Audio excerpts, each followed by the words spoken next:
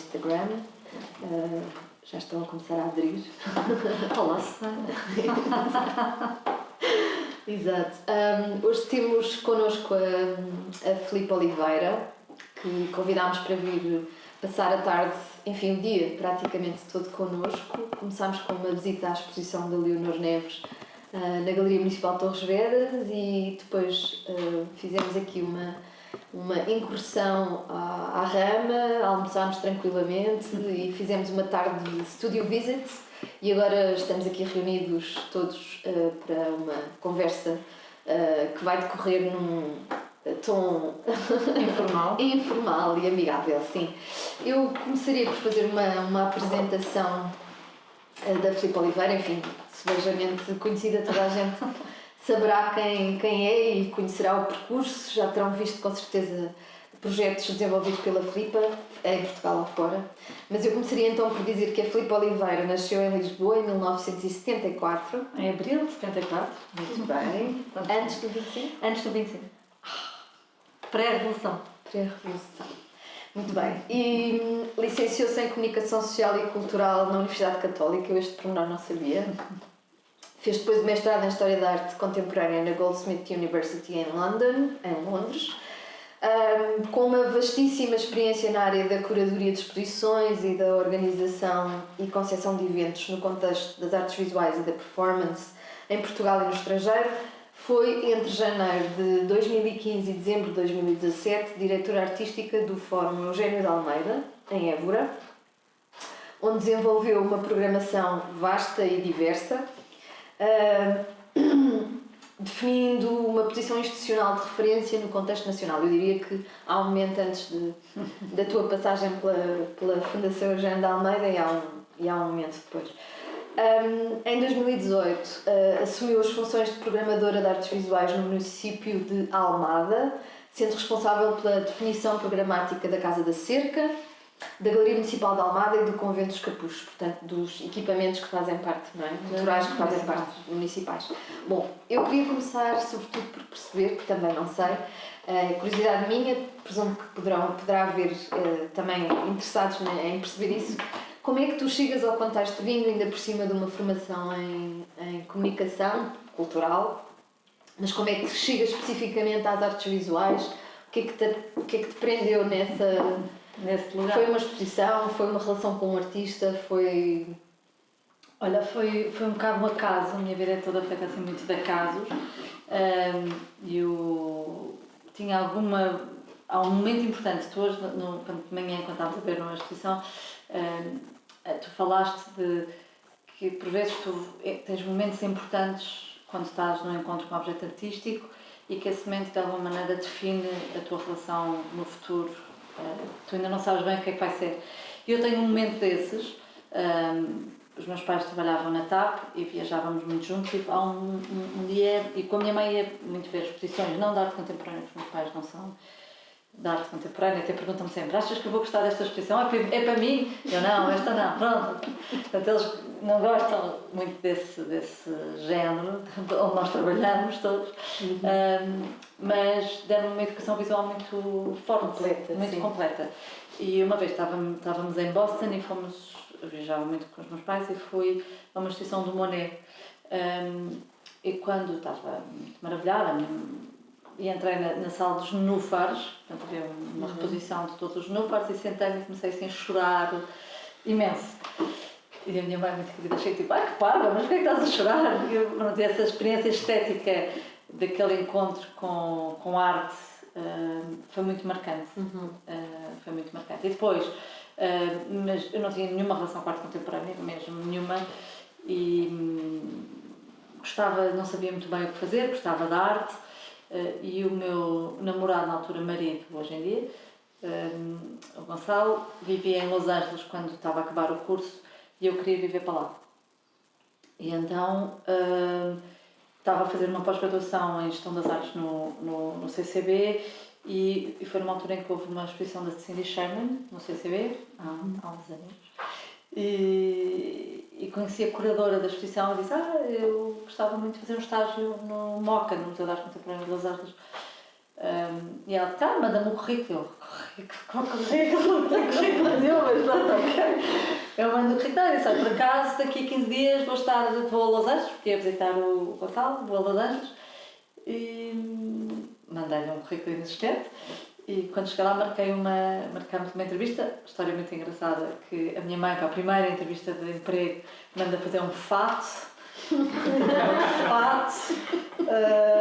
Vou de fato para a entrevista, chego ao Museu da Arte Contemporânea de Los Angeles, estou de ténis e calças de guerra, dizer, nunca mais na minha vida vou pôr um fato, bem dito, bem feito, lá, ainda o tenho, mas lá está no armário.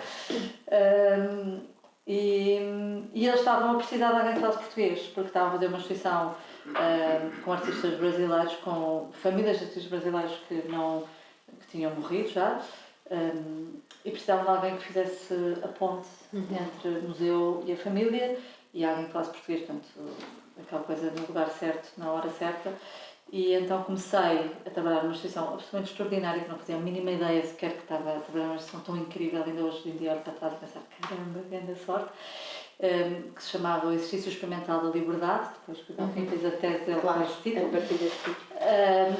E que era com a Lígia Pape, a Lígia Clark, o Elliot Isica, a Mira Schendel, a Gego e o Matias Goritz, portanto assim, eu sem fazer a mínima ideia quem eram sequer, e estava encarregue da família da Lígia Clark e do Hélio, e comecei também a fazer algumas traduções sobre coisas que eles estavam a fazer, e fiquei absolutamente extraordinária, fascinada com aqueles artistas que me transformavam a forma como eu olhava para o mundo, e que me tiravam o tapete e pensava que eu podia habitar e olhar para o lugar onde estava a partir de muitos outros pontos de vista, e fiquei absolutamente fascinada. Portanto, aí não só achei que era com arte contemporânea que queria trabalhar, como trabalhei com duas curadoras, uma em particular, a Rina Carvajal, e eu achava que a forma como ela olhava para a arte, trabalhava com os artistas, como ela tinha toda esta relação com o público e com pensar uma exposição, que aquilo era aquilo. Mas pronto, é isto.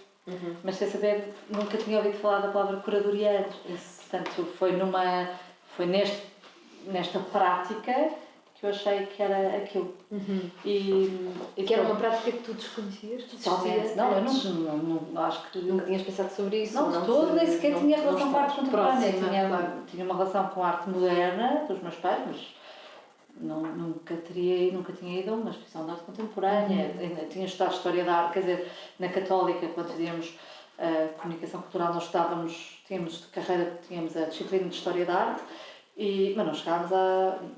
Acontece sempre assim, nunca chegámos ao século XIX. Sim, chega ao princípio do século XX, modernistas, mas não passas disso. E depois também houve nesta minha procura do que é que eu gostava, fiz um curso nacional na Sociedade Nacional de Belas Artes, que era Teorias da História da Arte Moderna, que era com um professor de liceu, incrível, e ele ligava o Picasso com o Grunewald e com a ópera. E de repente estas dobras da história também me interessavam imenso, mais do que... eu não queria...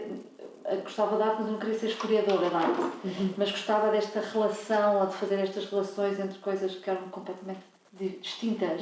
Portanto, ele abriu-me essa possibilidade, de repente, isto não é preciso ser tudo uma linha, isto pode-se dobrar. Essa ideia da história linear, não é? A história linear. Sucede. Essa história linear não era algo que me interessava muito, mas esta coisa de repente perceber que desde as cavernas ao Picasso, à contemporaneidade, havia qualquer coisa que se tocava, isso era para mim muito fascinante, e percebi que mais tarde que isso é uma forma de curar a história e a arte. Sim. E quando é que iniciaste de facto pensar, não, eu quero fazer este projeto, tenho esta ideia, quero saber estas coisas que ainda não sei, quero descobrir coisas com este processo de trabalho que é a curadoria? Depois, quando o meu marido estava a fazer um mestrado em Los Angeles, e ele acabou, portanto tivemos um ano, e portanto ele já não queria mais Los Angeles, eu nem pensar, não quero viver aqui mais um minuto depois de acabar os 3 anos, e eu ainda queria lá ficar, mas pronto, voltámos. A Rina Carvajal, essa curadora, era amiga do Vicente Todoli, e o Vicente disse, sim, a Filipa pode vir para Serralves, mas tem que fazer um estágio, não, agora toda a gente entra em Serralves, primeiro tens que fazer um estágio, e pagavam 20 contos, na altura, 100 euros no mês, e pensei, ok, Então agora vou trabalhar um ano para depois poder fazer um ano, poder ir para Serralves fazer um estágio. E tinha feito este curso que eu fiz no CCB, fiz com um senhor que na altura estava a começar a pensar que queria fazer uma galeria. Então advogado, queria fazer uma galeria chamada Pedro Cera. E o Pedro disse-me, olha, estás a voltar, preciso de uma assistente, vem trabalhar na minha galeria.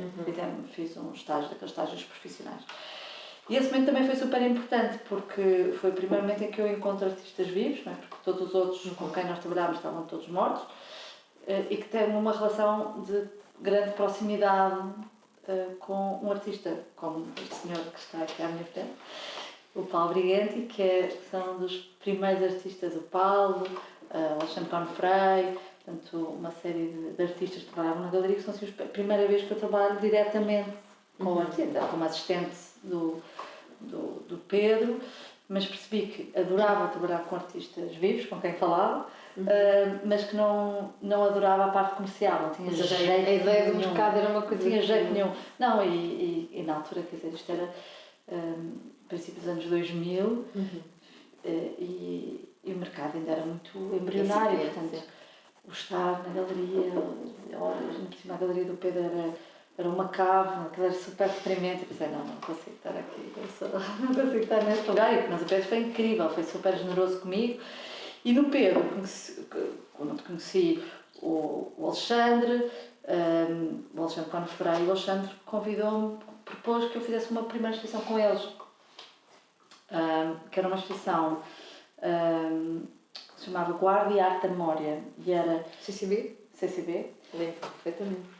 Mas portanto, a minha primeira exposição enquanto curadora, uma exposição no CCB, num espaço gigantesco, e ando junto de quatro artistas contemporâneos com obras do Guarda e do Canaletto. Portanto, uma coisa muito encenada, mas muito curiosa. Eu adorei fazer essa exposição, mas é assim, pensei, Margarida Veiga, que louca, ter-me dado este espaço para fazer uma exposição. Foi na altura uma proposta. Portanto, foi uma proposta que nasce desta conversa do Alexandre, que tinha esta vontade com o Pedro Paixão, também com o Pedro Proença, que tinha esta vontade de fazer uma coisa que voltasse ao passado e olhar para um trabalho artístico. Então fizemos esta primeira exposição, que adorei fazer. E depois estava em Serralves, e em Serralves achei, não sei nada de arte contemporânea, na verdade. Não preciso de, estava a dizer, para poder, gosto imenso disto, não é? Gosto imenso destas bases, gosto imenso deste trabalho da curadoria, mas sinto que não tenho as bases para fazer. Então inscrevi-me no mestrado no Goldsmith, que era História da Arte e do Pensamento do século XX, para conseguir saber o que é que estava a fazer, como é que fazia conteúdo. Portanto, escolheste ir para Londres na altura? Escolhi para Londres, sim, quis ir para Londres, e foi um momento muito de abertura do mundo. Foi muito incrível fazer esse mestrado. E quando voltei, e no mestrado, e antes de ir, quando estava no Pedro, comecei também a trabalhar na Gulbenkian a fazer visitas guiadas, que me deu imenso traqueios de começar treino, de falar sobre as obras e de pensar percursos, mas assim, que quase não parece nada, não é? Mas tens que pensar como é que eu faço um discurso. Claro, construir uma narrativa a partir disto, e ser transmissível. Eu gostava muito de falar sobre aquelas obras e de criar histórias a partir dessas obras. E, portanto, na Gulbenkian conheci o Miguel Amado. E o Miguel foi para a Inglaterra ao mesmo tempo que eu. Miguel Amado, quem não conhece, é um curador português que vive há muito tempo fora de Portugal. E nós estivemos juntos em Londres, na mesma altura. E eu depois acabei o mestrado e quis voltar para Portugal. E o Miguel quis lá ficar. Então, o Miguel tinha um contacto, tinha feito um curso de curadoria, conhecia uns senhores que tinham um pequeno espaço na Lapa, e que queriam fazer alguma coisa com esse espaço. E o Miguel perguntou se eu não queria fazer a curadoria desse espaço junto, porque ele estava fora, portanto pensávamos o projeto juntos, ele continuava na Inglaterra e depois fazíamos o programa juntos. Arte com Tempo. Arte com Tempo, exatamente. Durou quanto tempo? 10 anos, para aí?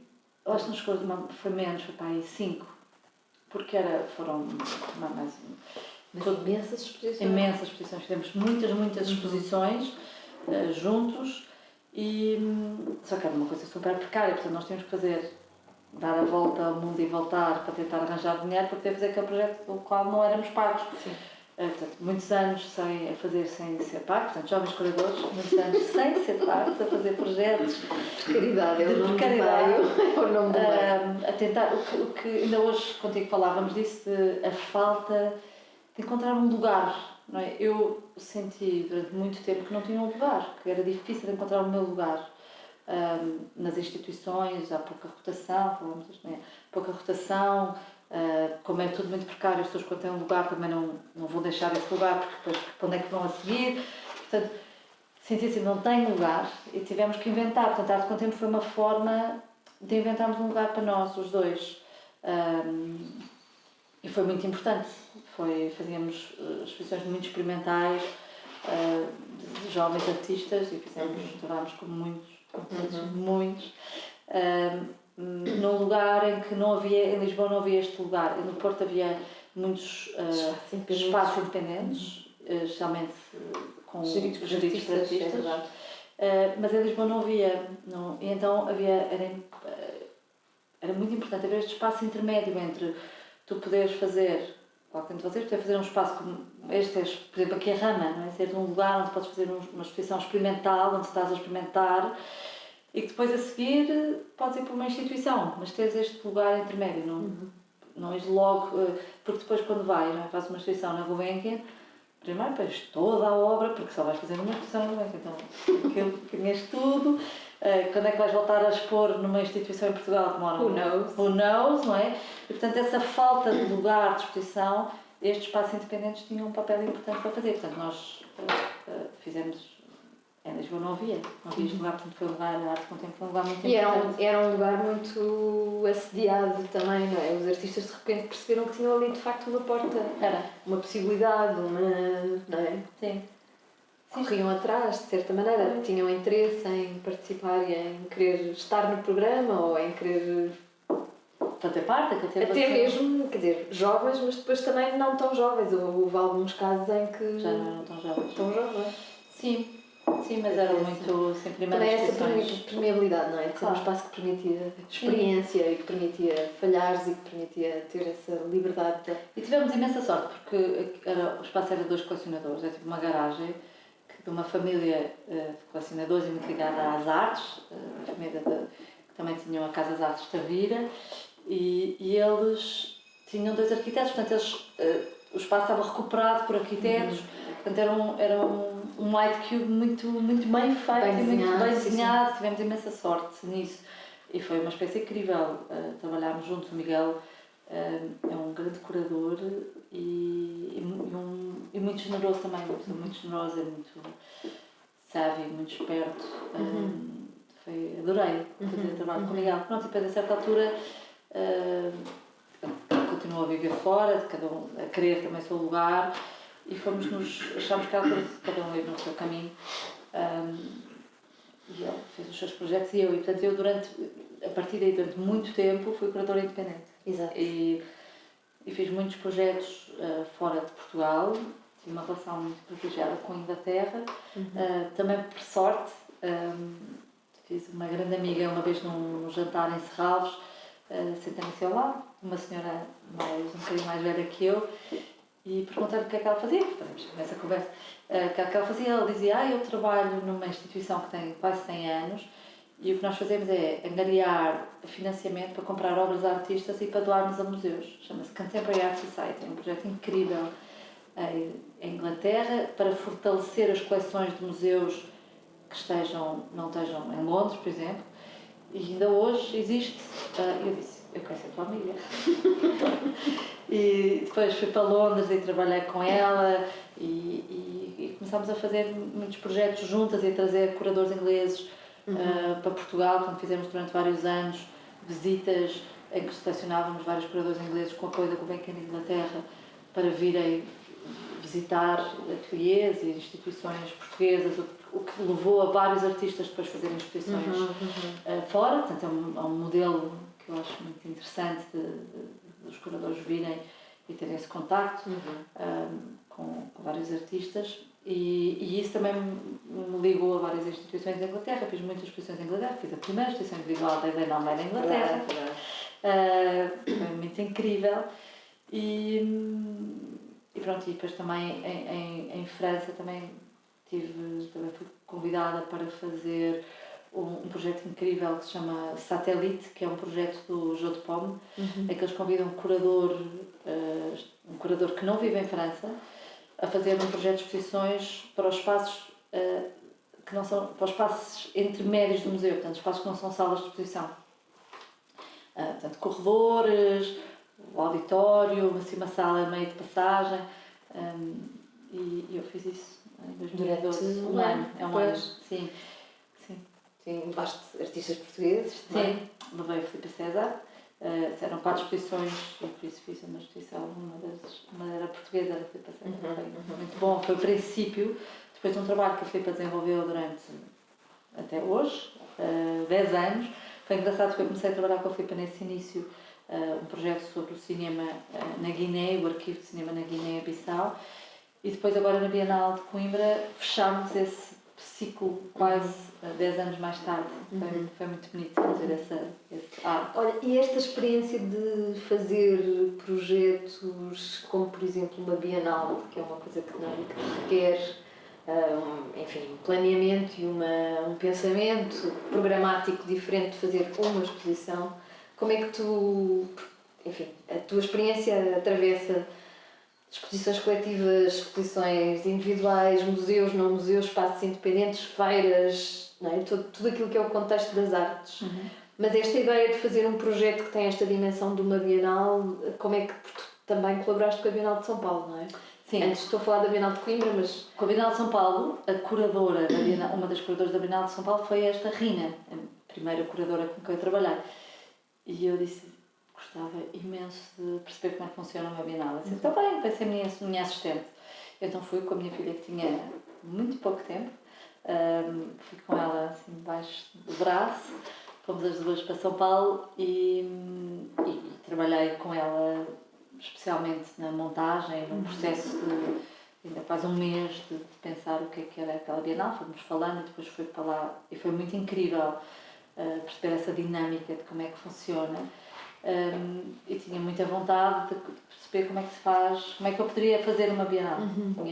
E quando o Carlos Antunes e a Elisa Pedro me convidaram para fazer este projeto, eu convidei uma outra co-curadora. Gosto de pensar, quer dizer, não é que eu não pudesse fazer sozinha, mas gosto muito da coisa do confronto, de ideias, de não ser eu sozinha a pensar. Não gosto da coisa, não adoro as coisas de egos. Mas porque sentes uma responsabilidade? Porque gostas desse confronto? Gosto de confronto de ideias, porque tenho pensado a minha prática muito a partir de um pensamento feminista, do que é que pode ser a curadoria feminista. E a curadoria feminista, para mim, tem a ver com baixar as hierarquias. E quando tu destróis as hierarquias porque não queres ser o curador ego, central, superstar, depois não faz muito sentido ires fazer uma Bienal sozinha em que tens esse lugar. Não me interessava isso, não é só não fazer sentido, mas não me interessava. Interessava-me esta coisa do confronto, do horizontal, de pensarmos todos juntos, trabalharmos juntos. Interessa-me essa curadoria. E promoveste isso no projeto que fizeram? Sim, promovemos muito isso. Desde o início, a Bienal teve dois momentos, e o primeiro momento da Bienal é uma Bienal, uma exposição falada, em que tínhamos 4 filmes que eram apresentados, cada dia era um filme, e esses filmes eram para ser conversados com a comunidade. Portanto, a comunidade vinha à exposição falar sobre aquele filme, e esse filme cada um dos filmes abria um dos campos de trabalho da Bienal, e portanto a partir das conversas também informava a forma como nós pensámos a Bienal a seguir. Portanto, esta conversa... Então, esse momento foi uma espécie de gatilho e momento formador para aquilo que vocês depois definiram como modelo do que poderia ser a Bienal. Já tínhamos, mas muitas das questões que eram levantadas e pensamentos que eram levantados nessas conversas depois foram explorados a seguir à Bienal. Portanto, havia essa também coisa de convidar pessoas que não eram das artes a vir falar sobre aqueles... Portanto, a vir falar sobre os filmes e que questões é que eles levantavam. Também foram coisas, não ser só um pensamento a partir deste mundo, mas uma coisa muito mais aberta. Mas foi um grande desafio, mas na verdade é só fazer uma exposição maior, com mais sítios e mais artistas. Sim, e mais formalmente espalhados. e logisticamente sim, não é? Sim, depois é só mais trabalho. É só muito mais trabalho. Muito mais. Sim, mais trabalho, é só mais loucura. Mas é só passares do museu para a cidade. Sim, é isso. Eu penso nessa dimensão de repente tu estás a construir, lá está, uma narrativa, como fazes normalmente dentro de uma sala de exposições, mas agora num território que é público, privado, que cruza uma série de dimensões. Esse desafio é incrível. Pois. Mas o que foi, por exemplo, foi incrível foi trabalhar muito próximo com o PNA, o Plano Nacional das Artes, e fazer com que as escolas viessem muito nessa primeira parte, depois queriam voltar logo a seguir, portanto ter esta dimensão de, como já existe um PNA, já é uma coisa é de cidade, envolver sim, o público todo. Tentámos trabalhar com várias instituições que já existiam em Coimbra, o Centro de Estudos Sociais, a Universidade. Por exemplo, uma das coisas que fizemos foi, uma das salas principais da Bienal é no Colégio das Artes, que é um lugar do pensamento sobre arte contemporânea, curadoria na cidade de Coimbra. E normalmente os curadores da Bienal faziam uma exposição nesse lugar. E eu e a Elfie achámos que não fazia nenhum sentido num curso de curadoria sermos nós a ocupar esse espaço, mas que esse espaço fizesse parte da Bienal através do olhar deles sobre a Bienal. E, portanto, desafiámos os alunos de curadoria que, no primeiro momento, responderam à primeira parte da Bienal e, no segundo, em abril, na segunda parte da Bienal, voltam a responder com uma grande exposição que eles fazem. Integralmente concebida por eles. Integralmente concebida por eles, totalmente pensada a partir das premissas da Bienal. Sim, portanto, muito disto era chamar parceiros. Claro que nós temos uma grande exposição, mas também não somos só nós. Esta coisa de não é só não sermos. Sim, envolver a cidade verdadeiramente, não é? Isso é um desafio muito giro. Porque as bienais têm sempre um bocadinho essa pretensão, não é? De deixar uma marca qualquer, transformar alguma coisa, criar, nem que seja hábitos de consumo cultural que não existiam antes, ou pronto. E como nós tivemos estas duas partes, tivemos muito tempo de conversa com a cidade. Portanto, eu ia todas as semanas a Coimbra. Portanto, eu estava todas as semanas a ter conversas, era uma coisa de muita presença, vivência lá. E eu não queria nada ser paraquedista. Claro. Cada vez me interessa menos isso. E se calhar o que me fez deixar de querer fazer tantas coisas como curadora independente foi foi tentar encontrar um lugar onde pudesse pisar o chão. E acho que a Bienal eu fiz fazer isso, fiz pisar aquele chão. Sim, perceber, não é? Conhecer aquele contexto também em profundidade e não de uma... Sim, profundidade, porque eu sou sempre estrangeira, não tive. Não, claro, está bem, mas envolver-se e deixar que houvesse input, não é? Deixar não, promover esse input da cidade. Que a cidade entrasse. Então, já que falaste de pisar o chão, agora se calhar passava para um momento que eu acho que foi importante no teu percurso, que foi a direção artística do Fórum Eugénio de Almeida, em Évora. Esse período de tempo que, enfim, num contexto que é afastado do centro, não é? Do centro, como falávamos há bocadinho, cosmopolita e urbano, e onde os consumos culturais são mais próximos e estão mais próximos de nós e são mais acessíveis. Pensar em Évora, uma cidade que, enfim, património, não é, da Unesco, pensar como é que aquele lugar podia ser, de repente, um lugar de programação regular. Como é que foi esse desafio? Então, a Fundação Maria Céu Ramos, que era a secretária-geral da Fundação Eugénio de Almeida, convidou-me para ser programadora, diretora artística do Fórum Eugénio de Almeida, que agora se chama Centro de Arte Contemporânea, mudou de momento que tem. E eu achei incrível, porque já tinha vontade de deixar de... Eu fui muitos anos curadora independente, muitos anos mesmo, e aconteceu uma coisa, como fazia muitas exposições fora de Portugal, estava cada vez mais a achar, mas porquê que eu faço isto? Bem, primeiro saía com coisa tipo Exhibition Blues, ficava super saudosa da exposição e depois tinha zero relação com a exposição a seguir, portanto, porque está feito, não é? Ainda por cima no estrangeiro, vou, inaugura no sábado, no domingo, a aula que se faz tarde, não é? Ainda por cima com 2 filhos pequenos, não dá para muita coisa, por isso passava a vida nisto de pensar projetos, trabalhar com imensa equipa, foi super rico, porque trabalhas com imensas equipas, imensa gente, e podia trabalhar com quem eu quisesse ir. Agora gostava de ir a este museu, e tentas arranjar forma, portanto, isso era incrível. Mas ao mesmo tempo sentia um vazio enorme de porque é que eu faço isto, o que é que interessa? Tem muito interesse, mas o que é que interessa estar a fazer exposições por exposições? Para além do enorme prazer de trabalhar com artistas individuais, trabalhar com o Paulo, trabalhar com o que fosse.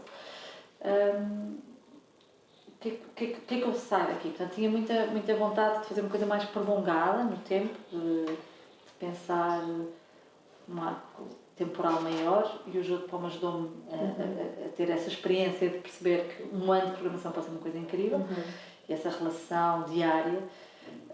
E portanto Évora foram incrivelmente generosos de me dar este lugar de poder fazer uma programação continuada. E foi muito engraçado também porque nós temos imensos preconceitos, todos. E portanto eu achei, então agora nas inaugurações vamos pôr o porco e fazer a festa da aldeia, fazemos porco. Eu digo, mas isto é mesmo miúda da cidade que vem para aqui achar que em Évora faz o porco. E eu, ok, pronto, então de repente tens que baixar os teus níveis de achar que sabes tudo, ligar um bocado a humildade e perceber o que era aquele lugar. E acho que a primeira exposição que eu fiz em Évora chamava-se o Museu a Ver, e era uma exposição que foi uma exposição super importante para mim, e que o convite era uma carta que eu escrevia a cada pessoa que dizia qual é o museu que tu queres neste lugar, que museu é que tu queres aqui em Évora, e então toda a programação tinha a ver com isso, o que é que faz sentido naquele lugar que era Évora, como é que podemos ter um discurso que é simultaneamente totalmente contemporâneo, mas que peça um lugar que é semi-periférico, não é totalmente periférico. Claro. E também que é património da humanidade, o que é neste lugar que é património da humanidade, o que é pensar a arte contemporânea aqui, e como é que a arte contemporânea pode ser uma forma de ativar o património, e ainda mais porque não, o Fórum Engenheiro de Almeida, sentado agora CAC, é no antigo Palácio da Inquisição de Évora, portanto tem uma carga histórica pesadíssima que se sente quando se entra ali. E por isso como é que tu consegues, e também havia uma relação difícil da fundação com a cidade, alguma distância, portanto, como é que quebras essa distância de tu queres entrar no museu às vezes só o facto daquilo, tens que subir umas escadas, ter um pátio grande, portanto para entrar, tens que querer entrar no museu, não vais lá porque, calhou. Mas ao mesmo tempo era um museu de arte contemporânea no centro da cidade, ao lado do Templo Romano, em frente à biblioteca e ao lado do Museu de Évora, portanto ali numa confluência onde aquilo podia ser incrível. Foi espetacular. E fizemos várias exposições em que tínhamos peças no Museu de Évora, tínhamos na biblioteca, e fazíamos esses percursos na cidade e mais uma vez convocar a cidade para dentro do centro. Ao ponto de, por exemplo, dou-vos um exemplo, não só de trabalhar com várias instituições, mas uma vez estava a passar na rua e ouvi uma miúda a cantar na rua. Aquelas miúdas que cantam, pessoas que cantam na rua. E ela era incrível, era mesmo muito boa. Eu pensei, vais cantar na próxima inauguração. Então fui ter com ela, pedir-lhe contacto, e na inauguração nós arranjámos sempre formas nas inaugurações de ter qualquer coisa diferente da cidade. Havia uma que era o vendedor das castanhas que estava na inauguração, ou tivemos esse miúda que vai cantar, arranjávamos sempre um motivo E uma coisa muito importante, portanto, não era só, era muito local, portanto, tinhas muita gente local que de repente passou a ir à fundação, mas fazíamos, por exemplo, um autocarro que vinha de Lisboa. Verdade. Todas as inaugurações investíamos esse dinheiro de ter um autocarro que vinha e vinha. Não é que Évora seja muito longe, mas há uma dificuldade de fazer isso, então tínhamos isso também acho que foi importante para a relação. Não, sem dúvida. Quer dizer, o feeling, a sensação que eu tenho e a leitura que faço daquilo que me lembro na altura era que passou a fazer parte do percurso dos centros de arte a que tu ias em Portugal, não é? Sim. Se ias ao Porto, e se ias a Lisboa, e se ias a Coimbra, e se não sei o quê, de repente Évora passou a fazer parte desse circuito também. Sim. E Sines, e enfim. Havia isso e depois nós começámos a fazer uma parceria também local com o Quetzal, que estava a abrir na altura, com o Cachol em Elvas. Fizemos uma parceria com Badajoz, com o MEAC, de fazermos jovens artistas espanhóis da Extremadura em Évora e artistas ourenses ou alentejanos lá. E o António Franco dizia, bem, em 25 anos nunca tinha conseguido fazer uma parceria com o museu em Portugal. E de repente estas coisas, às vezes é só desbloquear, não é que eu tenha feito nada de especial, mas é só conseguir desbloquear este gelo que há entre instituições e arranjarmos formas de estarmos juntos.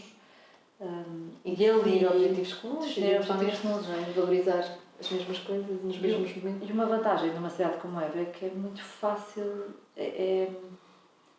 não é uma cidade muito grande, facilmente, tu estavas a falar da tua cidade não ter 600 mil habitantes, de repente é uma cidade que tu consegues pôr um artista a trabalhar que fizemos com o Vasco Araújo, a trabalhar com todos os miúdos do 10º ano, que é impossível, em Lisboa, em Almada, é impossível isso, e de repente consegues fazer um projeto que está numa geração toda de artistas. De miúdos. Há uma geração de miúdos naquela cidade que participou num projeto sobre identidade.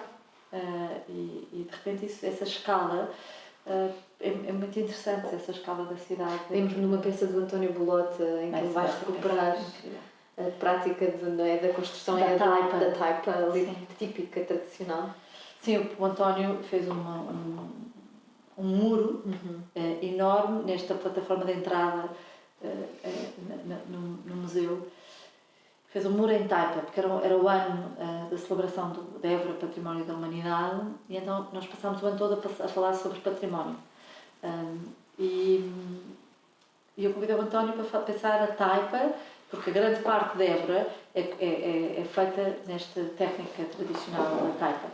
Inclusive, grande parte do centro histórico que é património da humanidade, apesar de ser considerada uma forma de arquitetura menor e pobre.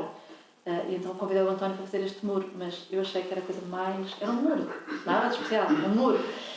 E eu achei lindo, o muro é lindo, incrível. De repente ele inaugura, antes de inaugurar, quando estávamos a construir, que era muito grande, começa o Facebook, não havia Instagram ainda, o Facebook a descer só bem. Destruídos, a fundação estava a ser tipo, eles estão a construir um muro entre a cidade e o museu, o que é aquilo, vão voltar a fazer obras, e aquele espaço é de todos, é a praça, como é que eles estão a ocupar a praça, aquilo era uma parte do museu, que é incrível, de repente aquilo era deles também, era da cidade, o que é que nós estamos a fazer? E pensei, bem, que incrível como é que uma obra de arte gera bem, uma loucura, uma reação. Eu pensei, ok, então vamos falar sobre isto. Então começámos a convidar estas pessoas que estavam no Facebook a dizer, venham falar connosco sobre porque é que isto se incomoda, o que é este objeto. Então fizemos uma conversa na fundação, no museu, e uma conversa na universidade, fizemos 2 conversas. E foi muito curioso, porque a certa altura já estava a conversa que era, será que isto é arte ou não é arte? Assim, indiferente se esta não é arte. Para mim essa questão não é sequer uma questão. Acho que só o facto de nós estarmos a discutir aqui o que é este objeto, isto já é um evento artístico importantíssimo. É indiferente, não é? O que é o objeto, mas foi muito curioso. E depois, no fim, o serviço educativo da Fundação, que é extraordinário, são 2 pessoas muito incríveis, a Marisa e o João Pedro, e eles propuseram, como o muro ia ser destruído, de ele ser apropriado pela cidade. Então convidámos a cidade e vários grupos a virem escrever os desejos que tinham para a cidade naquela terra, que ia voltar para a terra, como se fôssemos plantar.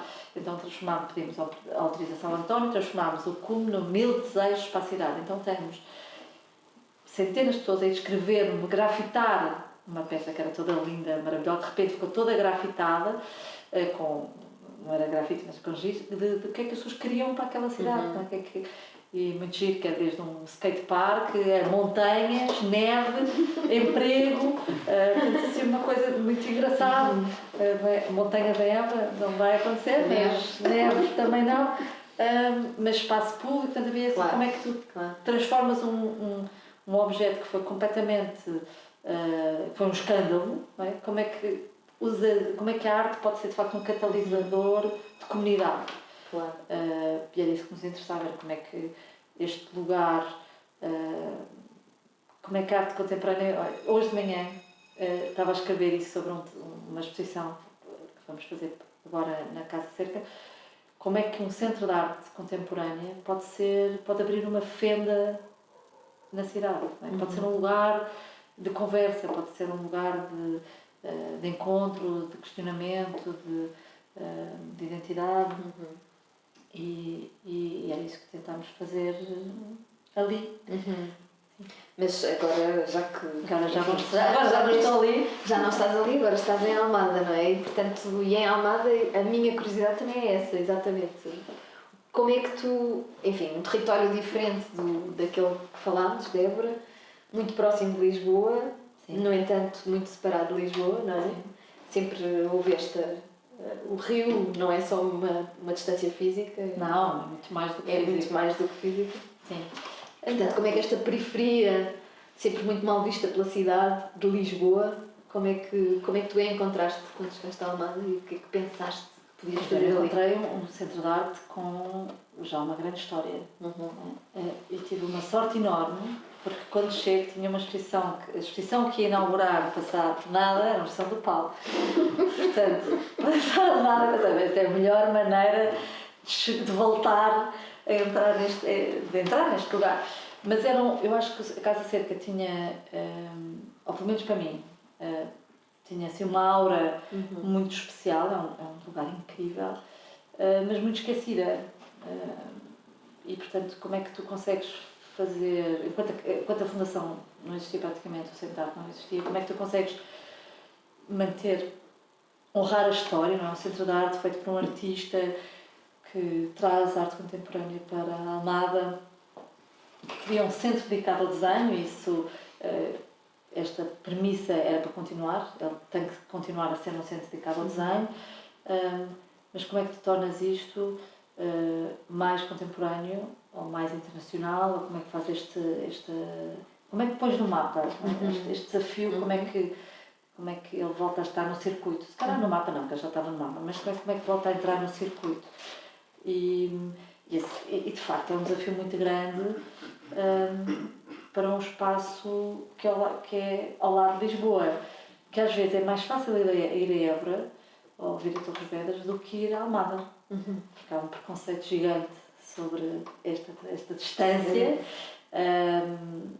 E portanto havia dificuldade em entrar, e portanto tu tens que ir, na verdade, enquanto em Évora eu tinha uma coisa tipo, ok, vai, bora.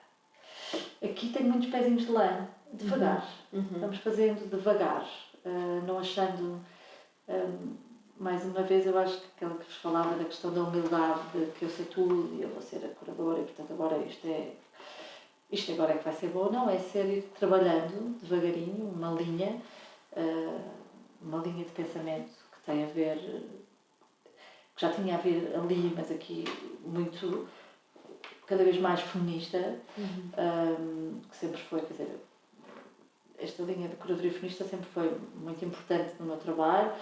Fiz uma estudo muito importante para mim em 2006, que se chamava Revolver, na plataforma Revolver, só com mulheres artistas. Foi muito marcante no meu trabalho, que me começa a relacionar com algumas artistas que ainda hoje, com quem trabalho, são muito importantes para mim, como a Fernanda Fragateira, Esta Ferreira e a Sra. Mendes Silva, por exemplo. Mas perceber cada vez, quer dizer, com mais maturidade, o que é isto de ser feminista enquanto curadora, e que não tem tanto a ver com cotas, porque acho que para mim, pessoalmente, a questão das cotas são óbvias, não é? É impensável não para uma mulher, quer dizer, é impensável isso, mas pensar como é que o feminismo é uma forma curatorial é uma forma de tu olhares para aquilo que está um bocadinho nas margens, ou que está mais invisível, ou que é considerado menor. Como é que podes que olhar para a história ou para o meio e perceber quais são os buracos negros e como é que tu trabalhas com isso, desde trabalhar com artistas que fazem mais cerâmica, que não entraram nos espaços museológicos, ou agora mesmo fiz uma exposição com a Tamara Alves, que é artista de rua, e que a trago para dentro do museu, porque o trabalho dela é todo sobre desenho, ou trabalhar com pessoas que trabalham com tapeçaria, mas também questões de género, questões pós-coloniais, portanto não é as margens, eles não são percursos de margem, mas são, se calhar, coisas que estão mais fora do discurso institucional. Nas instituições portuguesas, na maior parte das instituições portuguesas, portanto, como é que vais criando citando a Virginia Woolf, um espaço que seja só teu, não é? Que consiga ter uma programação que não seja igual a todas as outras, que tenha outro tipo de olhar, que também cruze diferentes aproximações. Por exemplo, na Casa Seca fizemos durante 3 anos uma parceria com o Jorge Silva, designer, mas também grande conhecedor de ilustração, sobre a ilustração em Portugal. E pensar toda a história da ilustração como uma história de desenho. E fizemos umas exposições absolutamente incríveis sobre a ilustração política. A primeira exposição dele chamava-se A Luta Continua, que foi incrível, porque a Almada foi comunista durante 40 anos, agora PS, e nós, a primeira exposição que fazemos de ilustração é sobre luta. Mas é muito curioso este abrir de horizontes que podes fazer. Depois a Casa Seca, que tem este centro de arte dedicado ao desenho, não é? Como é que podes pensar o desenho num campo expandido, como é que as tuas fotografias de design podem ser pensadas como desenho, ou a vossa instalação também, não é? Um desenho expandido no espaço, as tuas sem dúvida também. Portanto, como é que aliás, vocês todos são sobre desenho, estão aqui, todo o vosso trabalho, eu poderia olhá-lo a partir desse ponto de vista do desenho. Portanto, como é que tu podes abrir o campo do que é desenho? E é curioso, estamos aqui, não é? O desenho com pensamento, tenho pensado imenso nisto, de como é que o desenho é uma forma de pensar e de estar no mundo. Mas também ser uma coisa muito aberta, portanto, tens ilustração, fizemos uma exposição com os FAL, arquitetura, que fazem todas as suas maquetes são em papel e os desenhos que eles fazem são colagens, portanto, que pensam a arquitetura a partir do desenho. O William Forsythe, que é um coreógrafo e que tem vídeos a explicar a improvisação, mas quando faz esses vídeos ele está a desenhar no espaço. Portanto, como é que isto tudo pode ser pensado como desenho? A partir da perspectiva do desenho. A partir da perspectiva do desenho.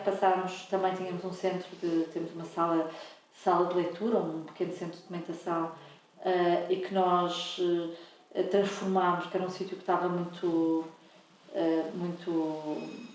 tinha muito poucos visitantes como centro de documentação, então transformámos numa sala de livros de artista. Por exemplo, que não há um espaço em Portugal onde estejas sempre continuadamente a mostrar livros de artista. E nós agora, sempre que inauguramos uma exposição de livros de artista.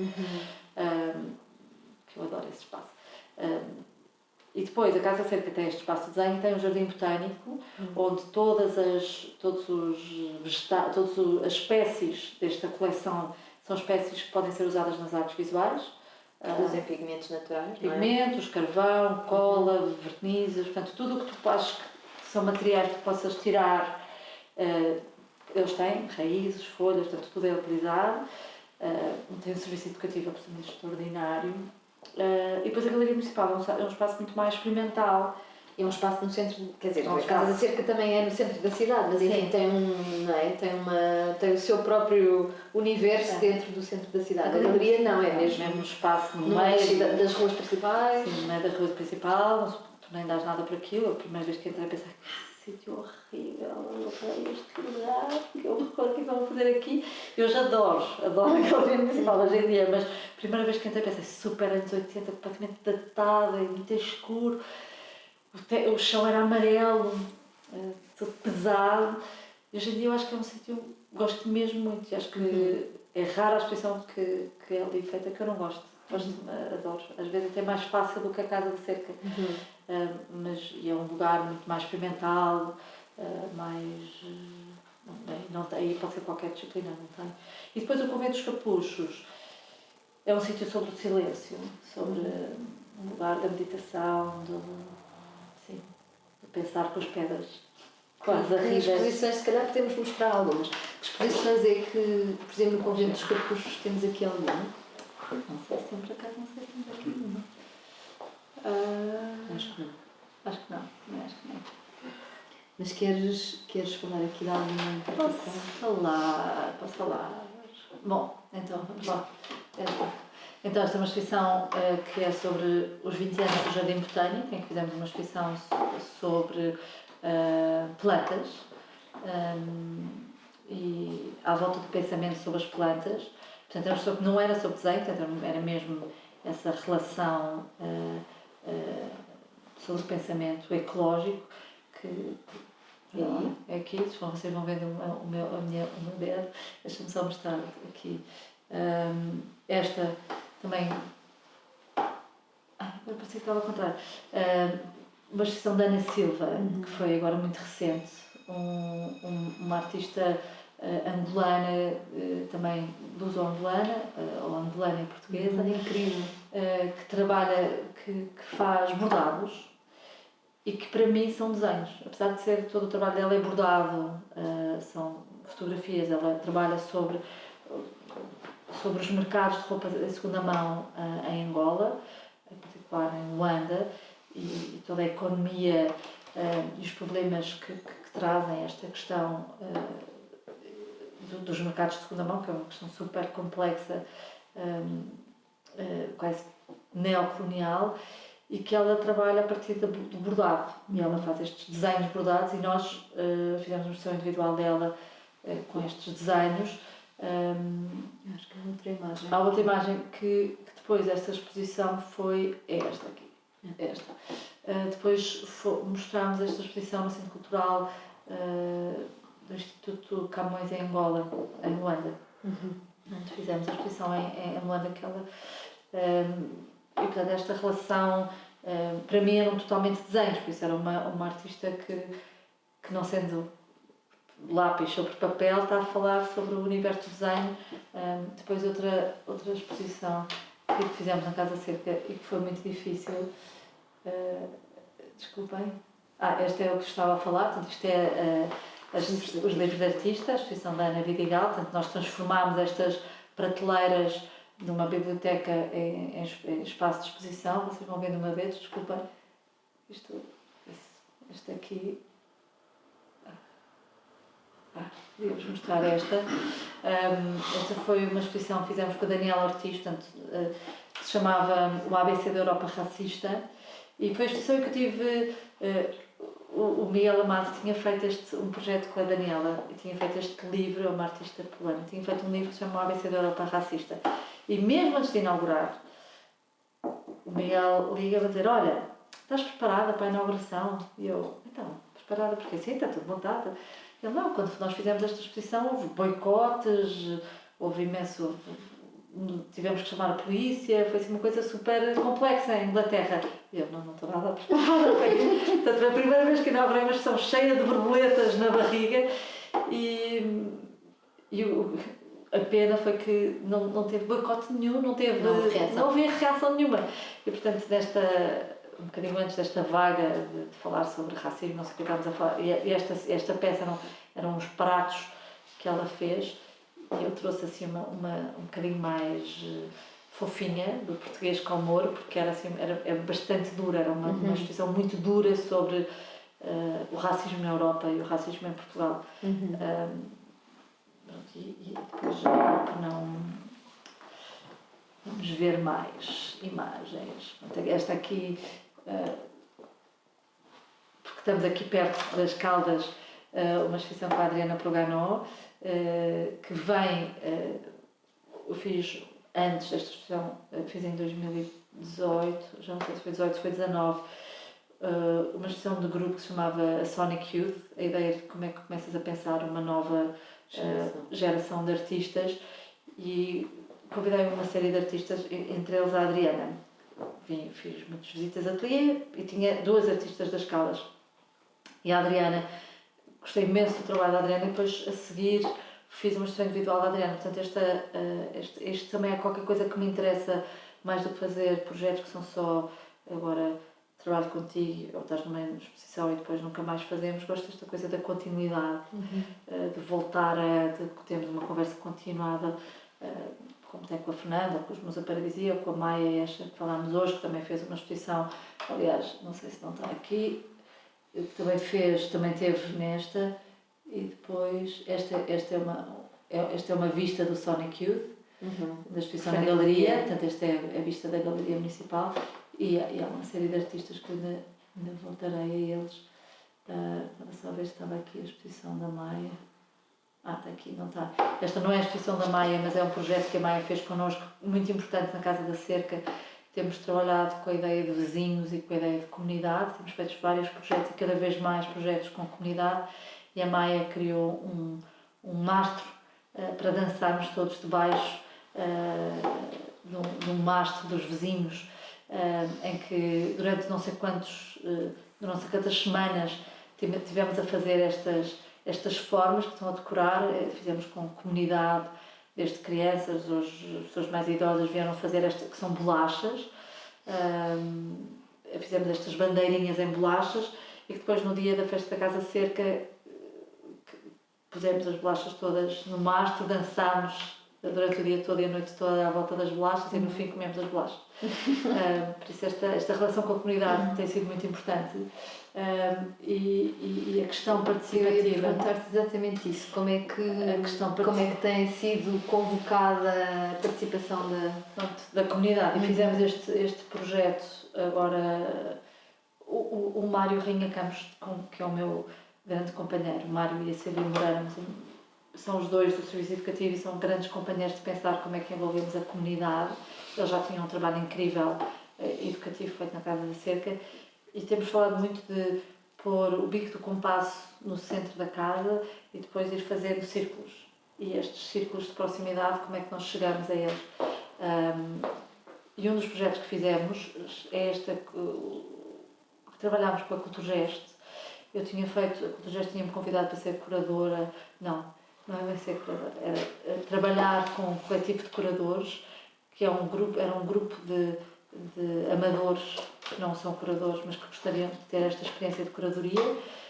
Então fizemos uma primeira exposição, que eram trabalhadores da Culturgest, e fizemos fizemos o primeiro projeto na Culturgest, e depois, no segundo ano, em que eles voltaram a convidar-me, eu disse que gostava de fazer este projeto mas mais com a Amada. Então fizemos com miúdos entre os 16 e os 20 anos, ainda na Antónia Rui, no início da universidade, e que fizeram uma exposição que eles chamaram a Coreografia da Atenção. E portanto esta era uma forma de pegar numa coleção.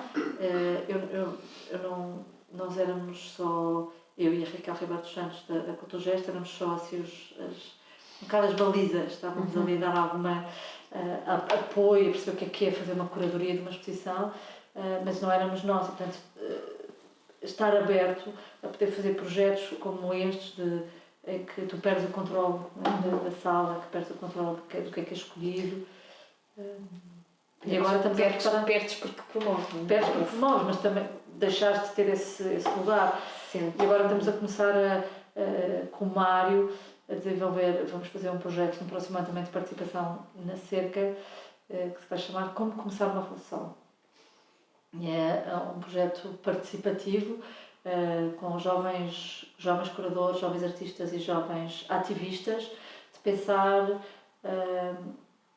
quais são os ingredientes para começar uma revolução, o que é que tu precisas, e como é que isso pode ser artístico, ou como é que a arte pode ser um veículo para começar revoluções, porque já começou muitas, mas houve muitas revoluções começadas a partir de movimentos artísticos, muito importante, e como é que a arte pode ser este lugar e que revoluções é que são precisas de fazer. E portanto vamos mas e isso, há uma espécie de primeiro momento de reflexão e a partir daí constrói-se o projeto? Como é que... Então eu e o Mário estamos a pensar como é que arrancamos e, quer dizer, fazemos uma estrutura do projeto, como com a Raquel, fazemos uma estrutura mas é muito aberto, ao ponto de eu não sei o que é que vai ser. Não sei, nem quero saber. Não é? Não, se é uma exposição, se é um evento de performance, se é o que for, se o espaço está todo grafitado, ou se o espaço não tem nada, ou se está uma coleção super clássica, não faço ideia. Mas é mesmo, não é para eu saber, não é? É uma coisa que se vai construindo. Portanto, sim, nós os dois desenhamos uma estrutura de dando alguns apoios de o que é fazer uma curadoria, o que é que... convidar pessoas que nos podem falar sobre revoluções diferentes, não é? Portanto, dar esse apoio de pensamento e de trabalho, e depois a exposição é construída com quem fizer parte do coletivo. Ainda não sei o que é, vamos a fazer um open call neste caso. Pode não ser uma exposição, não é? Pode ser mesmo uma revolução. Pode ser mesmo uma revolução, sim. Sim, mas também, por exemplo, nisso nós os dois falámos os dois a falar e dizer, então, mas vamos ter apoio, ainda bem que temos um apoio jurídico, vamos ter um apoio jurídico, vamos usar o apoio jurídico da Câmara, de perceber como é que podes fazer revoluções tendo um apoio jurídico, portanto protegido. Qual é o limite, não sei qual é o limite, como é que nós vamos testar, e se no fim disto eu ainda tenho emprego ou não. Não me mandei embora. Mas como é que, sim, acho que cada vez mais...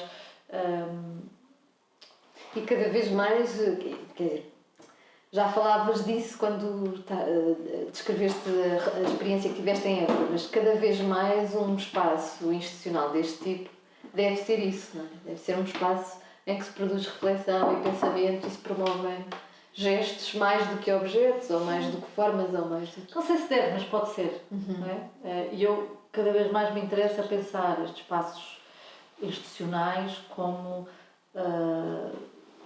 lugares cívicos. E o papel cívico, quer dizer, eu trabalho numa Câmara Municipal, portanto tenho é uma instituição pública, que há muitas, mas qual é a minha função? Como é que eu no Covid pensei, estava o tempo inteiro a pensar como é que nós podemos ser, como é que nós continuamos a ser relevantes, não é? Como é que continuamos a ter um papel que seja importante para as pessoas que aqui vêm. E não é fácil perceber isto. E esta coisa de ser mais horizontal, de ser mais aberto, para mim é uma forma de tentar responder a isso, mas não tenho o segredo, claro, não sei. Claro. Agora, se calhar podemos perguntar... deixa-me só falar desta, porque eu gosto muito desta. Se calhar, como já vai longa a conversa, não sei se vai ou não. Sim. Este projeto foi um projeto muito especial do ano passado, feito com a Susana Mendes Silva, que convidei-a porque o ano passado as novas cartas portuguesas faziam 50 anos. E eu queria muito trabalhar as novas cartas portuguesas, que já tinha sido um ponto de partida para a tal exposição de 2006, muito inicial, e queríamos falar sobre as novas cartas. E a Susana propôs não ser uma exposição individual dela, apesar dela já ter trabalhado, mas ser uma coletiva, e foi uma coletiva em 3 partes. Primeiro começou com uma sessão de DJ feminista, que foi incrível, uma festa espetacular, na cerca. Depois com uma parte de laboratório, em que olhámos para trás, desde a Mariana Alcoforado e das cartas portuguesas até agora, portanto, quais foram as lutas feministas que existiram, quais foram os pensamentos, artistas, portanto, fizemos quase um arco temporal até chegar à contemporaneidade. Depois fizemos uma exposição com várias artistas, homens e mulheres que responderam às novas cartas, algumas que fomos buscar uma peça histórica, como esta que vocês veem da Dorita Castelo Branco, que está em diálogo com uma peça O Neon, da Gisela Casimiro, mas a peça da Dorita é de 72, portanto é da data das novas cartas portuguesas, chama-se Jardim das Delícias, e tem uma mulher em total prazer, portanto, uma coisa incrível, mesmo muito arriscada na altura, ainda hoje eu acho a peça incrível. E depois acabava com o futuro. E o que é o futuro como é que podemos pensar o futuro deste feminismo, destas lutas, do que é que são as novas cartas que têm que ser escritas a seguir. E sempre também questionando-nos. Houve uma série de sessões Houve também de conversas. Convidámos o coletivo Faca para vir desconstruir a própria exposição, portanto eles têm uma visão, uma leitura queer, pós-colonial, sobre as artes, eles quase que se nos questionassem a nós próprios qual era o processo. E, portanto, foi para mim uma sessão muito marcante no ano passado que fizemos na Galeria Municipal. E então, e quais são os projetos futuros? Ou seja, estás agora em processo de montagem das próximas exposições, não é? Que inauguram para a semana? Este sábado inaugura já uma. No sábado inaugura uma exposição muito importante. Não tanto pela exposição em si, mas porque ela é a primeira vez que há uma parceria entre as Galerias Municipais de Lisboa e as da Almada. Portanto, eu queria muito esta rede. Como é que, para mim, é muito importante a coisa de não estarmos sozinhos. Por um lado, não invento nada, não sei inventar nada, mas é muito mais interessante se formos fortes, somos muito mais fortes e podemos chegar muito mais longe se trabalharmos em conjunto. E por isso fizemos uma parceria entre as duas galerias municipais, não? Tentar fechar este gap deste rio que nos separa.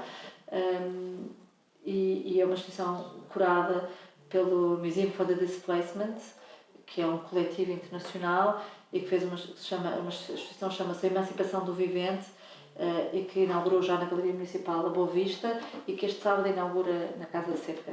Uma exposição bastante política, sobre a ideia de desplaçamento, de imigração, bastante política. Convido-vos a vir já no sábado, das 3 às 6. E depois inaugura, no dia 1 de abril, inaugura a Casa da Cerca. E a Casa da Cerca este ano faz 30 anos. Já tivemos um primeiro evento agora muito, muito especial, com uma coreógrafa que é a Marta Cerqueira, e que tem uma peça interativa de desenho no espaço que tivemos agora este fim de semana, e que experimentámos pela primeira vez num espaço que não é um espaço de uma black box num teatro, mas a sala de exposições ser transformada num lugar da dança. E depois inauguramos este ano, tem uma programação particular. Normalmente nós fazemos sempre exposições mais 2 individuais, uma coletiva. Este ano vamos fazer 2 coletivas bastante grandes na Cerca. A primeira é uma história do desenho do século XX, a partir da coleção do Alberto Caetano, portanto uma coisa mais clássica sobre o desenho em Portugal, que começa com o desenho de 1915 e acaba agora, portanto mesmo assim um arco temporal, história, portanto uma exposição de desenho, apesar de ter algumas peças que pensam o desenho como expandido. E depois a seguir é uma exposição sobre o desenho como forma de pensar o mundo, uma exposição mais contemporânea, também uma coletiva, mas sobre como é que o desenho é uma ferramenta para estar e pensar o lugar onde habitamos. Portanto, essa é a segunda parte. Muito bem. E isso será, inaugurei? Essa segunda, 1 de Abril inaugura o Alberto Caetano com uma instalação da Maria José Oliveira na Cisterna muito especial, e os livros do artista da Fundação Gulbenkian, da biblioteca. Portanto temos uma parceria também com a Gulbenkian de mostrar os livros do artista deles, tem uma coleção incrível. E depois a próxima será só já no fim de setembro. Inauguramos. Entretanto a Galeria Municipal também tem a Eva Jacob. Muita coisa. Muito bem. Obrigada, Filipa. Obrigada. Foi um gosto. Obrigada, conversarmos. E obrigada a vocês também por terem assistido. Não sei se alguém tem alguma pergunta ou algum comentário que queira fazer. Não? Nunca? Não. Ou vocês aí? Ok. Tá, boa. Você falou da frustração que tinha quando exposava fora do país, em Inglaterra, por exemplo. Eu gostava de perceber o que agora são os dispositivos que você tem para ocupar uma exposição, durante a exposição. durante a vida da exposição? Olha, uma coisa importante é perceber que nesta mudança que a inauguração é só um dia. Que, na verdade, uma instituição inaugura sempre que cada visitante entra no espaço. Sempre que entra na exposição. Portanto, não, a inauguração é uma grande festa, é ótimo, mas interessa muito mais o que vem a seguir. Pronto, e tens trabalhos desde um trabalho muito intenso com o serviço educativo, mas também de visitas, de encontros, de convocar outros saberes que não sejam os da arte para vir desconstruir ou falar ou dar outras perspectivas sobre aquilo que está exposto, visitas performativas, música. Portanto, como é que tu podes repensar o lugar, aquilo que estás a mostrar a partir de diferentes pontos de vista. Portanto, a exposição é ativada durante todo o processo dela, durante todo o tempo em que ela está lá exposta. E como acontecia quando eu fazia exposições fora, é que eu só estava na inauguração. E, portanto, toda essa vida da exposição eu não assistia, não controlava, não sabia. E por isso sentia-me muito frustrada com isso. Não sei se respondi a tua pergunta. Agora, pensei noutra coisa. Em relação à produção de catálogos que passou... Enfim, há inúmeras instituições que deixaram um bocadinho de investir nessa parte das publicações, porque há imensos outros suportes e hoje em dia é muito caro fazer, não é? Conseguir produzir livros e produzir um objeto que depois viva para além da exposição. Qual é a tua relação com esse objeto? Os catálogos são o meu calcanhar daqueles. Não podia ter vontade. Não, podes perguntar, porque estão muito atrasados, estão todos muito atrasados, mas para todas as exposições, as individuais, fazemos sempre catálogos, que normalmente é uma conversa, são coisas muito singelas e muito simples, como tu dizes. Por um lado, são muito caras e eu tenho um orçamento muito pequeno. O meu orçamento de exposições é muito pequeno, portanto, fazemos uma entrevista, uma conversa a partir da exposição e depois com vistas, mas fazemos sempre uma pequena publicação que estão muito atrasadas, mas que estão não serás a única. Não serei a única, mas é de facto um calcanhar daqueles fazer é muito difícil, eu percebo perfeitamente. Muito bem, obrigada, Filipa. Obrigada. Não sei se há mais alguma questão? Não? Obrigada então e terminamos aqui a sessão. Obrigada a todos vocês. Obrigada por terem estado a assistir e continuamos. No próximo mês teremos um outro convidado, como habitualmente, ainda não sabemos quem será. Se quiseres voltar. Se calhar já não no próximo mês por vocês, mas voltarei com muito gosto. Muito bem, obrigada. Obrigada.